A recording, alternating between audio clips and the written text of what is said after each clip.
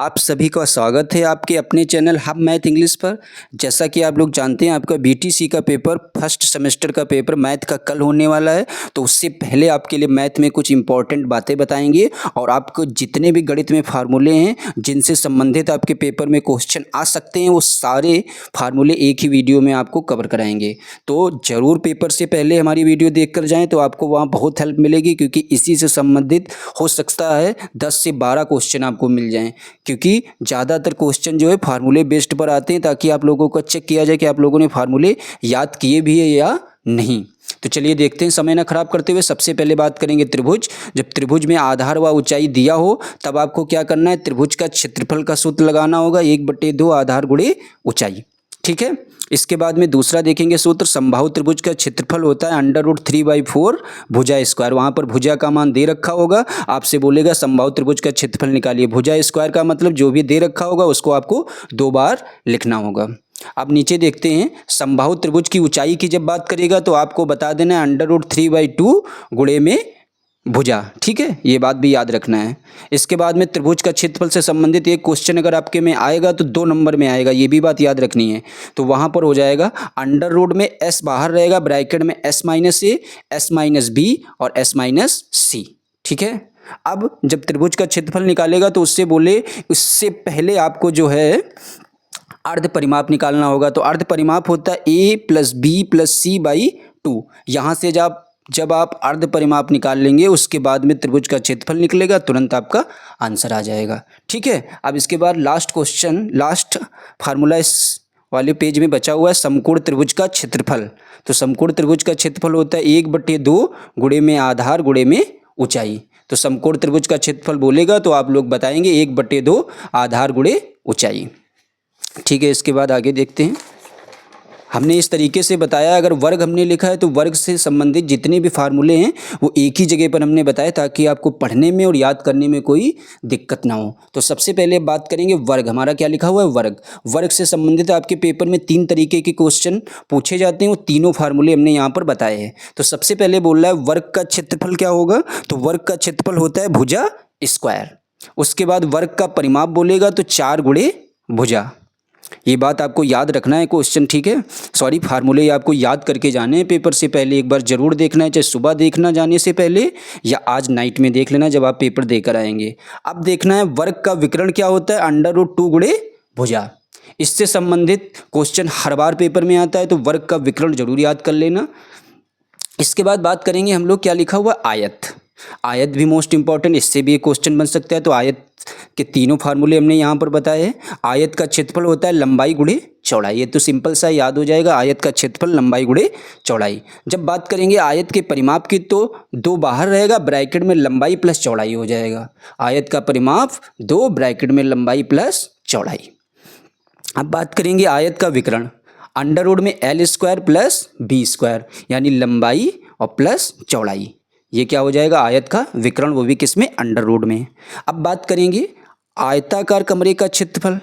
आयताकार कमरे का क्षेत्रफल हो जाएगा 2 लंबाई प्लस चौड़ाई गुणे में ऊंचाई, क्योंकि आप जब कमरा कोई बनाएंगे तो वहाँ पर लंबाई भी होती है, चौड़ाई भी होती है और उसकी कुछ ना कुछ हाइट यानी ऊंचाई भी होती है। ठीक है।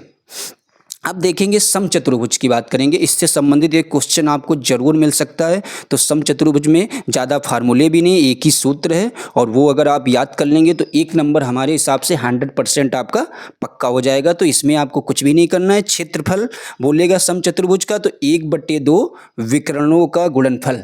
अब ये बोले कि विकर्ण होते क्या हैं, तो थोड़ा साइड में देख लेते हैं। विकर्ण आपको वहाँ पर 2 दे रखे होंगे, एक तो d1 गुणे d2, ये हमारे विकर्ण होते हैं। वहाँ पर किसी भी 2 चीज़ों का मान आपको दे रखा होगा, आपसे बोलेगा समचतुर्भुज का क्षेत्रफल बताइए, तो वहाँ पर 1/2 d1, यानी 2 चीज़ें दे रखी होंगी, जो भी हो दे रखा हो उसको लिख देना है और 1/2 से इसको भाग दे देना है, काट देना है, जो भी आपका आंसर आएगा वो आ जाएगा। ठीक है। अब देखेंगे हम लोग, वर्ग हो गया, आयत हो गया, समचतुर्भुज हो गया। अब हम लोग बात करेंगे वृत्त। वृत्त भी आपका बहुत इंपॉर्टेंट है, इससे जरूर क्वेश्चन बनते हैं हर बार पेपर में। तो वृत्त का व्यास जो होता है वो 2 गुणे त्रिज्या, यानी जो व्यास होता है वो त्रिज्या के क्या होता है, 2 गुना। ये डायरेक्ट आपसे ऑब्जेक्टिव में पूछा जा सकता है 1 नंबर में, तो ये भी याद रखना है, वृत्त का व्यास त्रिज्या के क्या हो जाएगा, 2 गुना। अब बात करेंगे वृत्त का क्षेत्रफल क्या होता है, πr²। वृत्त का क्षेत्रफल पाई आर। इसको पाई की वैल्यू सभी को पता होगी, 22 बटे क्या होती है 7। ठीक है, अब बात करेंगे वृत्त की परिधि, मोस्ट इंपॉर्टेंट, इससे संबंधित क्वेश्चन आपको जरूर मिल सकता है। तो वृत्त की परिधि जरूर याद कर लेना। वृत्त की परिधि होती है 2 पाई आर। ठीक है, अब देखेंगे आपके घनाभ के सूत्र जितने भी होते हैं। तो घनाभ का आयतन हमारा होता है लंबाई गुणे चौड़ाई गुणे में ऊंचाई। इसको आप हिंदी में भी लिख सकते हैं, लंबाई गुणे चौड़ाई गुणे ऊंचाई। ठीक है, अब घनाभ का विकर्ण हमारा हो जाएगा अंडर रूट में L square plus B square plus H square. आप लोग जानते हैं एल लंबाई, बी चौड़ाई, एच क्या है ऊंचाई। ठीक है, ये तो आपको पता ही है। अब आप देखेंगे घनाभ का संपूर्ण पृष्ठ, मोस्ट इंपॉर्टेंट, इससे भी क्वेश्चन हर साल बनता है, तो इसको जरूर याद करके जाना है। तो घनाभ का संपूर्ण पृष्ठ होता है 2 ब्रैकेट में L B plus B H plus H L. अब इसको आप हिंदी में ऐसे भी पढ़ सकते हैं, 2 ब्रैकेट में लंबाई गुणे चौड़ाई, चौड़ाई गुणे ऊंचाई और ऊंचाई गुणे लंबाई। ठीक है, तो आपको ज़रूर ये फार्मूले याद करना है। ज़रूर बैक पेपर से अगर बचना है तो फार्मूले याद होना बहुत ज़रूरी है। अगर आपको फार्मूले याद हैं फिर भी आप 14-15 नंबर आसानी से ला सकते हैं इस वाले पेपर में। ठीक है, अब बात करेंगे घन। अभी हमने घनाभ कवर किया है, अब बात करेंगे घन। तो घन का आयतन सबसे पहले इसको भुजा क्यूब बोल देना है। भुजा का मान दे रखा होगा, जैसे 2 मान दे रखा है उसकी पावर हम लोग 3 कर देंगे और जो भी उसका क्यूब होता है वो उसका क्या हो जाएगा आंसर। ये आपसे ऑब्जेक्टिव में पूछा जा सकता है, 100% चांसेस है ऐसे सवाल आने के। अब बात करेंगे घन का विकर्ण क्या होता है। तो अंडर रूट 3 गुणे भुजा, आप लोगों को हमने बताया भुजा को ए भी बोलते हैं, इसीलिए हमने साइड में ए भी लिख दिया, अंडर रूट 3 ए। अब बात करेंगे घनाभ का संपूर्ण पृष्ठ क्या होता है।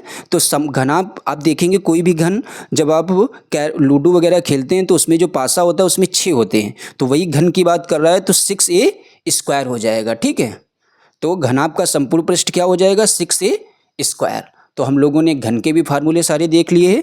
अब बात करेंगे हम लोग किसकी, बेलन के। तो बेलन में देखते हैं कितने सारे फार्मूले आपके पेपर में पूछे गए हैं, वही बताएंगे जो आपके पेपर में आ सकते हैं। ऐसा नहीं जितने हों सारे फार्मूले कराएं, ऐसा कुछ नहीं है। हमने अभी तक जितने पेपर प्रीवियस ईयर देखे उसमें जो हमको लगा है जिससे संबंधित आपके पेपर में क्वेश्चन बन सकता है वही फार्मूले हमने कराए। ज़्यादा नहीं लिखा है क्योंकि टाइम आपके पास ज़्यादा बचा नहीं, तो ज़्यादा चीज़ें पढ़ना भी नहीं, पढ़ो वो जो पेपर में आए। अब बात करेंगे बेलन का आयतन क्या होता है, पाई आर स्क्वायर एच। बेलन का आयतन पाई आर स्क्वायर एच। बेलन का वक्र पृष्ठ हो जाएगा 2 पाई आर एच।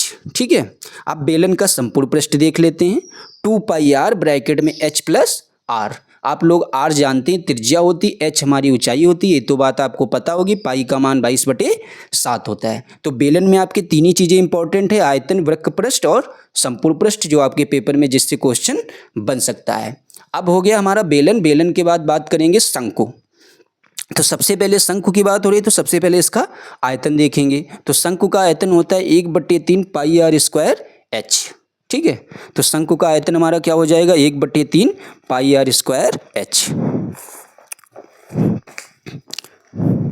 अब देखते हैं हमारे कुछ फार्मूले और बचे हुए हैं, इनको थोड़ा ध्यान से देखना है।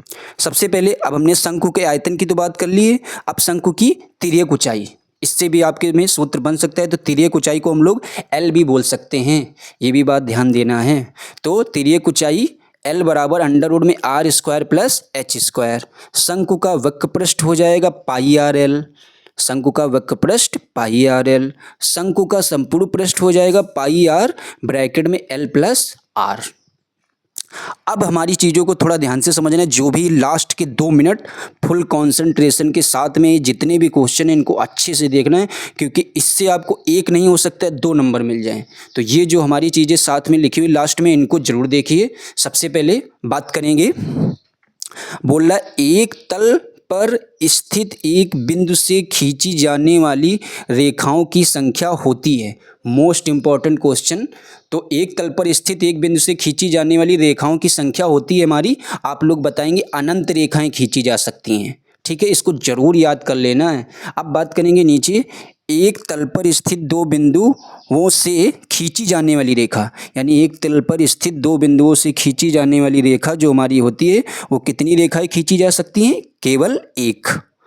अब बात करेंगे वृत्त के केंद्र से परिधि तक की दूरी क्या कहलाती है, तो आप लोग बताएंगे त्रिज्या। इसके बाद में देखेंगे वृत्त की परिधि पर स्थित 2 बिंदुओं को मिलाने वाले रेखाखंड को हम लोग क्या बोलते हैं? जीवा। आपको दिख नहीं रहे होगा, देख लेते हैं एक बार।